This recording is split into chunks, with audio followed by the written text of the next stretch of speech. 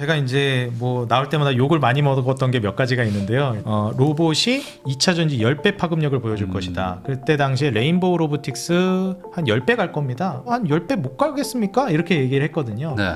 지금 실제로 신고가를 계속 쓰고 있거든요. 시가총액이 제일 높은 기업들, 그리고 대기업들이 직접 전개하는 로봇 사업이나 아니면 대기업들이 인수하거나 지분 투자 들어간 기업들을 보라고 말씀을 드립니다.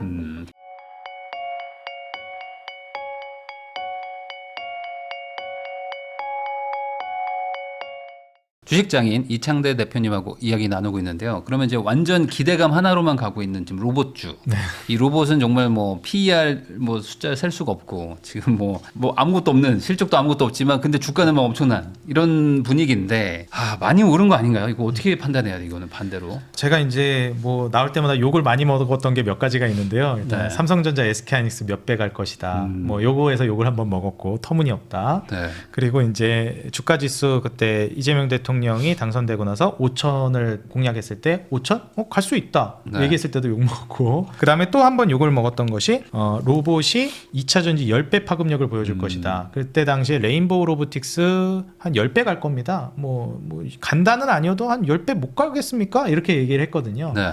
근데 이제 결과론적으로 보면 거봐라라고 얘기하는 건 아니지만 지금 실제로 신고가를 계속 쓰고 있거든요. 근데 제가 왜 그런 생각을 했냐면 난 이렇게 얘기했고 내가 맞췄어를 얘기하는 게 아니라 제가 왜 이렇게 생각하는지를 공감하시면 설득이 되는 거고 네. 공감이 안 되면 설득이 안 되는 거거든요. 그럼 왜 이렇게 로봇이 갈 거라고 봤느냐? 일단 첫 번째는 지금 뭐 PER 이런 걸로 판단하는 업종이 아니죠, 애초에. 왜냐하면 혁신 업종이니까. 네. 그래서 이익을 내고 있는 거 뭐 이런 걸로 판단할 건 아닌데 나중에 이제 캐파가 어느 정도 수준의 캐파일 것인지를 생각하는 게 맞다고 봐요. 근데 이제 우리가 세상을 변화시키는 말 그대로 일상의 혁신 이런 것들이 이제 이루어지는 것들을 좀 생각을 해보면 로봇이 이제는 인력을 대체하는 단계로 가게 되기 때문에 그 파급력이 2차 전지도 물론 어마무시한데 로봇이 상당히 이제 강력할 거라고 내다봤어요. 그래서 제가 2차 전지랑 로봇을 비교했어요. 그래서 2차 전지가 혁신 업종으로 코로나 팬데믹 때 주인공 역할을 하면서 올라갔을 때 LG에너지솔루션 100조를 넘어갔습니다. 시가총액이. 네. 그랬는데 지금 현재 시점에서 로봇 대장주라고 평가받는 레인보우 로보틱스가 100조는 아니어도 50조는 가야죠. 뭐 이렇게 제가 이제 얘기를 했었거든요. 그래서 지금 현재 시가총액을 기준으로 얘기를 했었어요. 대장주의 시가총액. 근데 여전히 레인보우 로보틱스는 여전히 시가총액이 쌉니다. 그러니까 10몇 조 될 거예요 아마. 그래서 지금 현 시점에서는 저는 아무리 못해도 보수적으로 잡아도 장기적으로 봤을 때 3, 40조를 내다보는 사람이기 때문에 저는 네.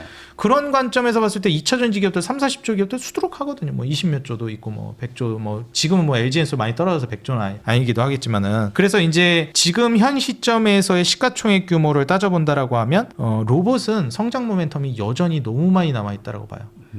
그래서 추후에 이익은 결국 따라오는 거기 때문에 돈을 쏟아붓고 결국 우리나라만 하는 게 아니라 세계적으로 이제 쓰잖아요. 로봇 같은 네. 경우에도. 그래서 그런 관점에서는 우리나라 이제 로봇 기업들이 경쟁력만 있으면 상관이 없는 건데 지금 레인보우 로보틱스는 삼성에서 이제 인수를 해버렸고 네. 결국에 이제 이렇게 성장할 거는 우리가 알고 있지만 그때까지 버티느냐가 제일 중요하거든요. 그러니까 결국 뒤에 든든한 쩐주가 있어야 되고 기술 경쟁력도 있어야 되지만은 네. 그렇기 때문에 시가총액이 제일 높은 기업들 그리고 대기업들이 직접 전개하는 로봇 사업이나 아니면 대기업들이 인수하거나 지분 투자 들어간 기업들을 보라고 말씀을 드립니다. 그러면 단순히 뭐 지금은 실적이 뭐 없기 때문에 그냥 뭐 수치는 뭐 의미가 없지만 어쨌든 이 너무 작은 시장에서 이제 본격적인 이제 사업을 전개할 건데 뭐 믿을 만한 구석이 있는 곳들은 아까 말씀하신 대로 이제 대세장이 펼쳐지면 뭐 실적 상관없이 한 30조, 40조, 50조까지도 갈 것이다. 네, 충분히 갈 수 있다고 봅니다. 그러면은 올해 대세는 로봇인가요? 저는 지금 올해는 코스피가 엄청 잘 갔잖아요. 근데 네. 뭐 더 잘 간다는 지금 의견도 나오고 있기는 한데 근데 이제는 낙수 효과를 좀 서서히 받을 때도 올 거라고 보고 있어요. 네. 그래서 지금 오늘 같은 경우에도 삼성전자, SK하이닉스가 살짝 흔들리니까 이게 보유하신 분들에게 안 좋을지 모르겠지만 시장 전체적으로 봤을 때는 또 나쁘지 않았던 게 못 올라갔던 섹터들이 정말 잘 갔습니다. 오늘 철강 막 난리 났었고 뭐 2차 전지도 그렇지만 지금 급등하는 종목들이 막 산발적으로 막 튀어 올라왔거든요. 네. 그러니까 이게 SK하이닉스, 삼성전자로만 집중됐던 돈들이 이제 막 낙수 효과라든지 다른 데로 분산이 쫙 퍼져버리는 거죠. 예전에 긴축 때 미국으로 집중됐던 돈들이 미국이 금리 인하 시작하면서 유동성하니까 아시아권 이제 우리나라, 네. 일본, 대만으로 이제 낙수 효과가 떨어지듯이 그런 구조가 저는 나올 거라고 봐서 아마 삼성전자, SK하이닉스가 좀 답보 상태가 이제 나오는 시점이 전 조만간 올 것 같아요. 그냥 뭐 무너진다, 박살난다 이게 네. 아니라 답보 상태. 그러니까 너무 많이 올라갔으니까 좀 쉬었다 가자는 거죠. 쉬었다 이제 가자. 쉬어야 된다라는 그런 지점이 곧 올 거라고 보는데 쉬긴 좀 쉬어야 돼요. 그게 너무 많이 올랐어요. 저는 이건 좀 심해. 네. 이러고 가고 있잖아요 지금. 저는 증시도 네. 2월 달에 울고 싶은 사람 뺨 때려줬다고 네. 매파적인 연준 의장 지명을 해가지고 2월에서 길면 3월까지는 조정 나올 것 같다 이렇게 예상했거든요. 실제로 네. 그렇게 언급도 했었고요. 보기 좋게 그냥 민망할 정도로 날아가 버리더라고요. 그래서 사실 좀 조정이 언제 나와도 이상하진 않아서 좀 쉬어가는 구간이 나올 수 있는데 네. 그때 낙수 효과를 굉장히 많이 받을 거라고 기대되는 게 역시 당연히 코스닥입니다. 네. 그래서 정부에서도 나서서 코스닥 육성 정책을 얘기하고 있는데 그냥 육성하겠다라는 기조가 아니에요. 그래서 퇴출 기업 빨리 퇴출시켜버리고 투자자들 눈물 나게 하는 그런 기업들, 저 상장 요건도 안 되는 기업들 왜 저거 상장 계속 하게 두냐, 빨리 퇴출시키고 잘하는 기업들 빨리 상장시켜주고 그러다 밀어줘라 이러니까 딱 이 워딩을 들으면서 투자자들이 내린 결론이 뭐였습니까? 아, 중소형주 적자나는 기업 함부로 투자하면 안 되겠구나. 그러면은 내가 뭘 사야 될지 모르겠고 ETF 사자. 그래서 네. 코코레라고 하는 코덱스 코스닥 150 레버리지, 네. 그냥 코스닥이 아니라 코스닥 150 종목들을 추종하는 ETF를 그거 한번 마비됐었대요, 사이트가. 그거 교육 들어야 되거든요. 네. 그래가지고 레버리지. 다 살라고 이제 들어오니까 마비될 정도로 수요가 있었는데 저는 그게 나쁘지 않은 선택이라고 봅니다. 지금은 조금 요즘에 또 주가 어떻게 되는지 제가 못 봤는데 코코레는 한 번 또 칠 거라고 보고 있고, 그런 과정에서 이제 코스닥을 육성하겠다라고 하면 코스피가 올라가려면 삼성전자, SK하이닉스 반도체가 안 올라가고는 코스피 올라가기 어렵잖아요. 왜냐면 시총 대부분을 차지하고 있으니까. 네. 그래서 코스닥이 올라가려면 시총 대부분을 차지하는 종목이나 업종들이 올라줘야 됩니다. 필수적으로. 근데 그런 업종들이 몇 가지가 있는데 뭐 코스닥 150도 그렇겠지만은 섹터로 보면 반도체, 소부장, 제약바이오가 가장 상징적이고요. 네. 그 다음이 이제 그 2차 전지와 로봇입니다. 그렇기 때문에 이 네 개 섹터는 낙수 효과를 이제 반도체 하드웨어 단에서 본다라고 했을 때 소외되지 않을 섹터로 보고 있어요. 그렇기 때문에 로봇과 2차 전지, 반도체, 소부장, 특히 제약바이오 뭐 이런 섹터들은 코스닥 시장이 활성화가 되면 또 굉장히 강력한 모멘텀을 보여줄 가능성이 높다 이렇게 봅니다. 그러면은 이제 로봇주를 산다고 하면 어차피 여기는 이제 실적이 없는 아직 기대감 구간이니까 그러면 말 그대로 기대감이 제일 많이 지금보다 증폭될 만한 종목을 사야 되는 거잖아요. 그렇죠. 그게 레인보우 로보틱스는 이미 좀 많이 와 있는데 좀 그거보다 더 빨리 갈 만한 것들도 있을까요? 한번 이제 이전 바로 그 직전에 지금 로봇주가 숨고르기 하고 그 이전에 로봇 파동이 있었을 때 좀 소외되어 있었던 로봇주들이 어마무시하게 날아갔어요. 막 그냥 네. 몇백 프로 단위로 그냥 맨날 자고 일어나면 상한가에 뭐 뉴로메카도 그랬고 뭐 몇 개 종목이 그랬거든요. 뭐 유진 로봇도 그랬던 것 같고. 근데 이제 이런 기업들 물론 좋은 기업이에요. 그런데 길게 놓고 보면 결국 그런 시총 높은 기업들이 더 잘 갑니다. 떨어질 때도 낙폭을 방어를 잘하고요. 네. 그래서 레인보우 로보틱스 그때 당시에 뭐 안 올라간 건 아니지만 덜 갔는데 지금 보면 제일 먼저 가고 제일 먼저 신고가 뚫고 또 이러거든요. 그래서 이런 점을 좀 감안해 보면 누구나 알만한 로봇주, 그리고 누구나 알만한 시총 최상단에 있는 로봇주를 바구니 형식으로 담는 게, 왜냐면 또 앞서 말씀드렸듯이 리스크가 좀 있잖아요. 네. 그래서 한 종목만 담는 건 저는 매우 위험하다고 봐서 바구니 형식으로 시총 최상위부터 있는 종목들 1등부터 한 5등, 뭐 여유되면 10등까지 그냥 긁어서 사버리는 게 훨씬 더 저는 밸런스 좋고 투자에 성공할 가능성이 높다고 봅니다. 그럼 아예 그냥 아틀라스 만드는 현대차 그룹이나 아니면 현대차 종목 자체를 사는 건 어떻습니까? 그것도 저는 굉장히 매력적이라고 봐요. 왜냐하면 현대차 그룹은 지금 그 로봇 모멘텀만 있는 게 아니라 거기에다 자동차 모멘텀까지 이제 우리가 기대를 하고 있기 때문에 네. 솔직히 지금 투자 시장이 너무 좋아서 이제 차 바꿔야 되지 뭐 이 정도까지는 아니에요. 근데 이제 어느 정도까지 왔냐면 이제 주가가 벌써 보여주는 게 좀 돈 벌었는데 옷 좀 살까? 이 정도까지는 왔어요. 그게 보여주고 있는 게 요즘 그 주식하시는 분들이 잘 눈치 못 채고 있는 게 섬유 의류 유통, 그러니까 준내구재, 가방, 신발, 의류 이쪽 브랜드들이 주가가 2월 들어서면서 확 올라오기 시작했습니다. 그러니까 이게 투자 시장 활성화되면서 소비가 이제 좀 살아나기 시작한다는 걸 미리 선제적으로 보여주는 거거든요. 그래서 LF라든지 FNF, 영업무역, 뭐 노스페이스 유명하죠. 뭐 그런 기업들, 이런 기업들이 지금 상징적으로 또 한섬, 네. 뭐 한섬 같은 경우에 백화점 가면 남성복 코너, 여성복 코너에 그냥 쫙 있으면 다 한섬이잖아요. 뭐 타임 홈, 뭐 맞아요. 타임, 뭐 그다음에 더캐시미어 이런 거 그냥 지나다니다 보면 보이는 브랜드들이잖아요. 싹 다 장악하고 있기 때문에 이런 기업들이 주가가 확 올라갔어요. 그러면 이제 여기에서 좀 더 진행 상황이 되다 보면 이제 자동차로 번지거든요. 그래서 사실상 현대차 그룹은 그런 점까지 고려해 본다라고 했을 때는 한 번 더 탄력 있게 올라갈 만한 모멘텀이 있고, 실적이면 실적, 프리미엄이면 프리미엄, 그러니까 AI 프리미엄이죠. 네. 이것까지 좀 기대해 볼 수 있어서 여전히 전 메리트 있다고 봅니다.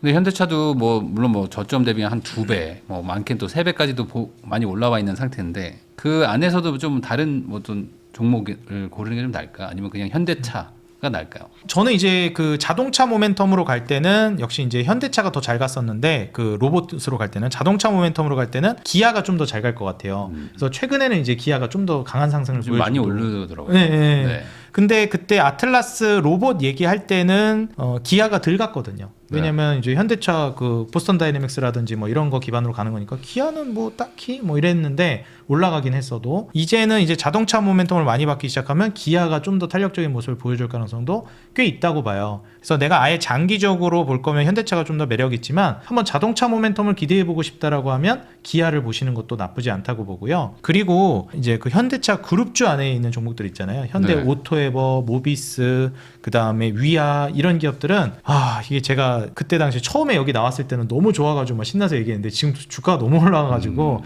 지금 여기서 사라고 막 제가 말씀드리기가 더 갈 것 같긴 한데 네. 좀 부담되는 가격으로 좀 가긴 한 것 같습니다. 그러니까 너무 좀 과열될 때는 가능하면 뭐 다른 것도 많으니까 네, 굳이 네. 뭐 새로 들어갈 때는 좀 조심해라. 네, 차라리 자동차 부품주들은 안 간 게 꽤 있어요. 네. 그래서 요즘 근데 또 SL이나 막 이런 종목들도 가긴 하는데 뭐 코리아 FT나 SJG 세종이나 뭐 한국단자 이런 기업들 안 간 기업들이 덜어 있어가지고 차라리 부품주 쪽을 보시는 게 좀 나쁘지 않을 것 같다 저는 생각합니다. LG 쪽은 왜 오르는 거예요? LG 쪽. LG는 일단 종목 특성상 기본적으로 좀 늦게 가는 경향이 있긴 합니다. 삼성전자, SK하이닉스보다 먼저 가는 경우를 제가 본 적이 별로 없는 네. 것 같아요. 그리고 엔비디아 협력 이슈가 또 최근에 있었습니다. 그러다 보니까 이제 LG전자도 솔직히 뭐 전자 다 하지. 삼성전자 저렇게 가는데 LG전자 늦게 갈지언정 안 가는 기업은 아니거든요. 그래서 심지어 로봇을 안 하는 것도 아니고. 네. 그렇기 때문에 사실상 아니 지금 AI 시장에서 왜 이렇게 뒤처져 있냐. AI 시장에서도 충분히 잘 하고 있는데. 그래서 삼성전자, SK하이닉스가 물론 프리미엄을 더 받고 먼저 가는 건 맞으나 안 갈 종목은 아니다 보니까 순차적으로 늦게 갔다라고 저는 보고 있고요. 뭐 로봇 모멘텀도 이제 작용하고 그 다음에 이제 LG전자 자체적인 모멘텀으로도 엔비디아 협력 모멘텀을 가져갈 거라 엔비디아 협력도 사실 그냥 원래 갈 종목이었는데 그냥 트리거가 된 거 정도다라고 저는 생각을 합니다. 그러면은 LG는 로봇주로 분리를 해야 되는 건가요? 뭐 어떻게 봐야 돼요? 여기는 그냥 뭐로 봐야 돼요? 요즘에는 이제 종합적으로 AI로 분류해서 AI 로? 많이 보시더라고요. 그래서 AI 산업 사이클 안에서 수혜를 받을 것이다. 이렇게 좀 보는 해석들이 하긴 많고요. 뭐 다 하니까. 그렇죠. 왜냐면 네. 복합적으로 다 하거든요. LG그룹이. 네. 2차 전지도 하고 뭐 다 하니까. 그렇죠. 그렇군요. 그러면은 결국에 지금 그 올해 대세는 어쨌든 로봇인 거는 맞고 로봇과 관련된 어떤 업종들 그리고 로봇에 어쨌든 뭐 한 달에 걸치고 있는 그런 분야들이 올해는 좀 약간 주도주가 될 것이다. 뭐 이렇게 네. 본다는 거죠. 그렇죠.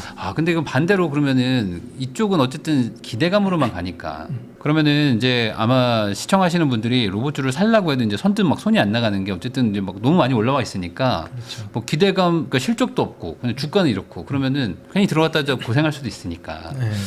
뭔가 좀 리스크는 없나요? 지금 이 상황에서? 물론 이제 그 리스크를 생각해 본다라고 하면은 이제 그 실적이 제대로 찍히고 있는 게 많이 없다라는 것도 있고 주가가 또 안 올라간 건 아니기 때문에 거기서 오는 네. 리스크는 있는데 그럼에도 불구하고 리스크를 감내하고 투자해 볼 만한 포인트를 어디서 찾고 있는 것이냐면 제가 앞서 말씀드렸듯이 이런 이제 하나의 주류가 되는 기업들 우리가 이제 코스닥을 육성할 때 뭐 솔직히 반도체 소부장이나 제약바이오는 원래 이제 시장의 주축이었어요. 그러니까 라이징 스타로서 이제 발돋움하면서 이제 코스닥 시장을 육성하기 위해선 라이징 스타가 꼭 필요하거든요. 뭐 코스피 시장 같은 경우 우량주 애들이 원래 탄탄하던 애들이 한 번 더 도약하면서 끌어올리는 느낌인데 장기적으로 네. 코스닥은 원래 있던 애들도 중요하지만 새롭게 치고 올라오는 업종, 신흥 업종, 혁신 업종이 시총을 확 끌어올리면서 시장을 붐업시키는 그게 더 중요한 시장이잖아요.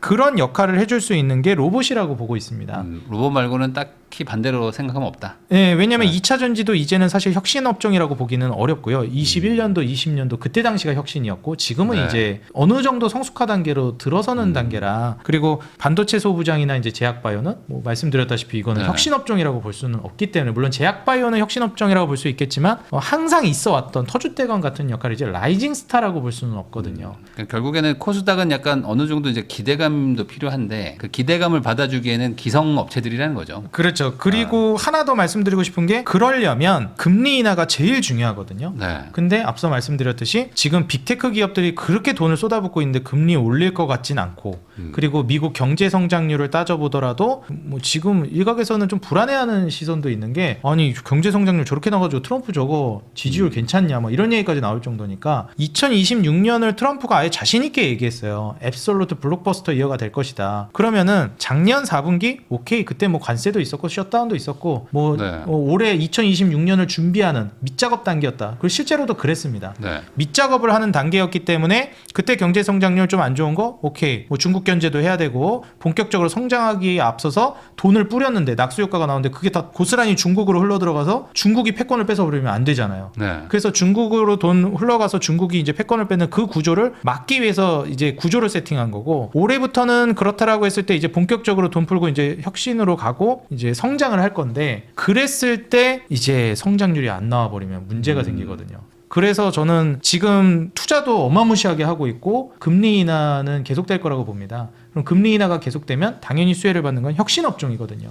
그래서 제약바이오라든지 말씀드렸던 로봇이라든지 AI 이런 분야는 금리 인상으로 간다, 긴축으로 간다 이러지 않는 이상에는 투심이 쉽사리 꺾일 거라고 보진 않습니다. 사실 지금 어찌 보면 막 시장에 막 돈이 막 들어오고 막 이런 상황이기 때문에 이럴 때는 뭐 다 오른 거를 알고도 추가적인 자금이 들어올 때는 안 오른 거. 좀 조금 더 막 급하게 갈 거 이런 것들을 노리잖아요. 그렇죠. 좀 더. 그리고 이제 상승장이 계속되면 좀 조금 더 좀 공격적으로 하고 그런 자금들이 아마 이쪽으로 올 수도 있을 것이다.